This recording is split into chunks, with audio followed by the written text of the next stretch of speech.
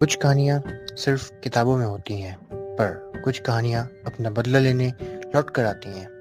ये कहानी है एक श्रापित महल की, एक रानी की जिसकी प्यास कभी नहीं बुझी, और एक लड़की की जिसे सच जानने की कीमत अपनी जान से चुकानी पड़ी। तो तैयार हो जाओ माधवगढ़ के उस राज से पर्दा उठाने के लिए जहां मौत भी सिर्फ एक शुरुआत है। Welcome to the dark room. Welcome to the dark room. 5000 साल पहले माधवगढ़ नाम का एक राज्य था, जहाँ राज करती थी रानी राजेश्वरी, एक अत्याचारी और काली विद्या में निपुण रानी। हर अमावस्या की रात वो गांव के जवान लड़कों की बलि देती थी ताकि उसकी शक्तियां और बढ़ जाएं। एक दिन गांव वालों ने रानी के जुल्मों से तंग आकर उसे अमावस्या की रात मार दिया और महल के पीछे दफना दिया। लेकिन उन्हें क्या पता था कि रानी सिर्फ मरी नहीं थी, वापस आने का इंतजार कर रही थी। तब से जो भी उस महल में गया वो कभी वापस नहीं आया, बस उसकी लाश महल के बाहर मिलती है। आज के समय रोहन एक यंग लड़का, जिसे बचपन से सिर्फ माँ का प्यार मिला, माँ जो हमेशा उसे पैरानॉर्मल चीजों के बारे में बताती थी।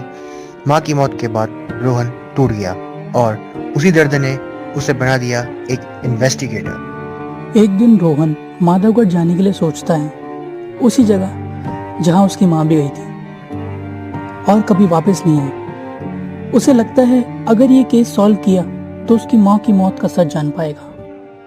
रोहन बिना किसी को बताए माधवगढ़ पहुंच जाता है। महल में अंधेरा, सुनसान, दरवाजा खुल जाता है। अंदर उसे सब कुछ अजीब लगता है। तभी उसे मिलता है अर्जुन, एक लेजेंडरी इन्वेस्टिगेटर जो सालों से लापता था। अर्जुन कहता है यहाँ से बचकर जाना मुमकिन नहीं। पर जब रोहन कहता है कि उसकी माँ भी इस जगह आई थी, अर्जुन उसका साथ देने के लिए तैयार हो जाता है। महल में उन्हें मिलती है एक किताब, रानी राजेश्वरी की काली विद्या वाली किताब। उसमें लिखा होता है, अगर अमावस्या की रात जवान लड़के की बलि दी जाए तो रानी दुनिया पे राज करेगी। तभी टॉर्च बंद हो जाती है। अर्जुन मुस्कुराता है और कहता है, तुम्हें क्या लगा मैं जिंदा कैसे हूँ? उसका चेहरा बदलने लगता है और सामने आती है रानी राजेश्वरी। वो कहती है, मैं ही हूँ जिसे तुम ढूंढ रहे हो।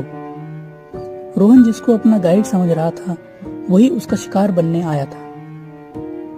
रानी बताती है कि उसने रोहन की माँ को भी मार दिया था क्योंकि वो उसकी रुकावट थी। रोहन गुस्से पे रानी पर वार करता है, पर उसके हाथ खाली रहते हैं। रानी उसे जान से मारती है। अगली सुबह महल के बाहर एक और लाश मिलती है, रोहन की। लेकिन कहानी यहाँ खत्म नहीं होती। एक महीने बाद दो लोग इस केस को सॉल्व करने आते हैं। महल का दरवाजा खुद ब खुद खुलता है। क्या ये दोनों रोहन की मौत का सच जान पाएंगे?